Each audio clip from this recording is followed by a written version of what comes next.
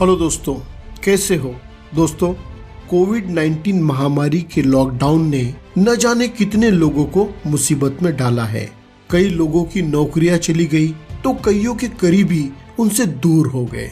कई लोग तो आज भी परेशानियां झेल रहे हैं।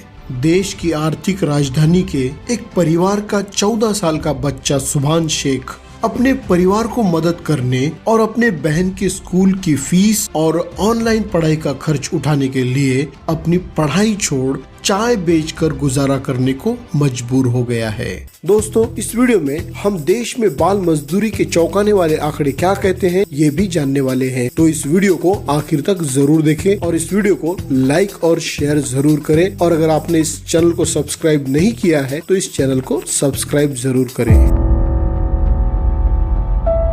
मुंबई के भायखला में रहने वाले सुभान शेख अंजुमन इस्लाम स्कूल में पढ़ते हैं। सुभान शेख जब 2 साल के थे तब उनके पिता की मृत्यु हो गई। सुभान शेख की मां अपना परिवार चलाने के लिए 12 साल से स्कूल बस में अटेंडेंट का काम कर रही थी, लेकिन कोरोना महामारी के कारण लॉकडाउन में प्राइवेट स्कूल बंद होने से उनका काम छूट गया। घर की हालत खराब होने लगी। घर में 2 बहनें, उनकी पढ़ाई, घर का खर्च, सारी परेशानियां बढ़ गई। लेकिन मुश्किल हालातों के आगे झुकने की बजाय सुभान ने परिवार की जरूरतों को पूरी करने के लिए अपना भविष्य दांव पर लगा दिया।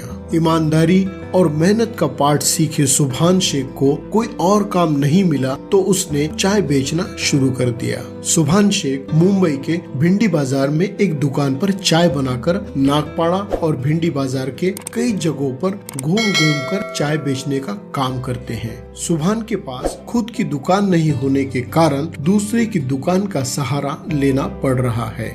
सुभान दिन में 300 से 400 रुपए कमा लेते हैं और कुछ पैसे बचाकर बाकी माँ को दे देते हैं। इन बचाए हुए पैसों से सुभान अपने माँ के लिए कोई गहना खरीदना चाहते हैं। हाल ही में सुभान शेख की हालत का पता चलने पर मुंबई युवा सेना की एक शाखा वालों ने सुभान को मदद पहुंचाई है। माजी मंत्री मिलिंद देवड़ा ने सुभान और उनकी मां से बात कर मदद करने का आश्वासन दिया है।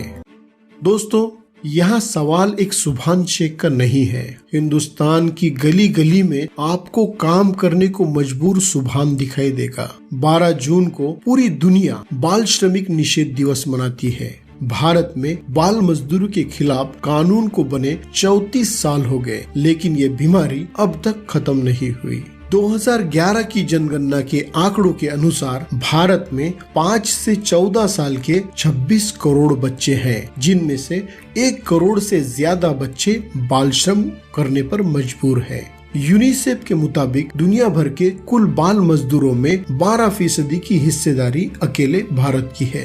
दुनिया भर में 152 मिलियन बच्चों में से 73 मिलियन बच्चे डायमंड फैक्ट्री से लेकर पटाखों की फैक्ट्री जैसे खतरनाक कारखानों में मजदूरी करने को मजबूर है। और कोरोना महामारी के दौरान बंगाल और हिंदुस्तान के कई राज्यों में बाल मजदूरी 2 गुनी से ज्यादा बढ़ी है।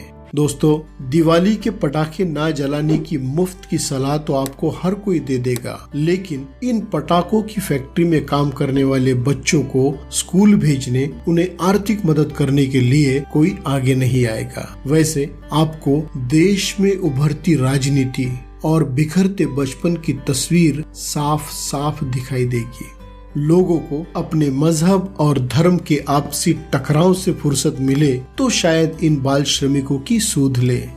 खैर, मेरे देश के भविष्य के हाथों एक प्याली चाय पीनी हो तो भिंडी बाजार आ जाइए और चाय की चुस्कियां लेते हुए देश के भविष्य कहे जाने वाले वो बच्चे जो परियों की कहानी सुनने के बजाय मजदूरी करने को मजबूर है, उनके बारे में भी जरा सोच लीजिए।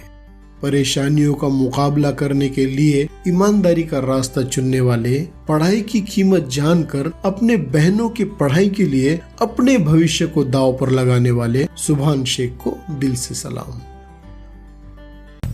दोस्तों, आपको ये इंस्पिरेशनल बायोग्राफी कैसी लगी कमेंट्स में जरूर बताएं और साथ ही साथ ज़हीर वॉइस को लाइक और सब्सक्राइब करें ताकि आने वाली हर पॉजिटिव बायोग्राफी आप तक पहुंचती रहे। अपना और अपने परिवार का ख्याल रखिए। Have a nice day.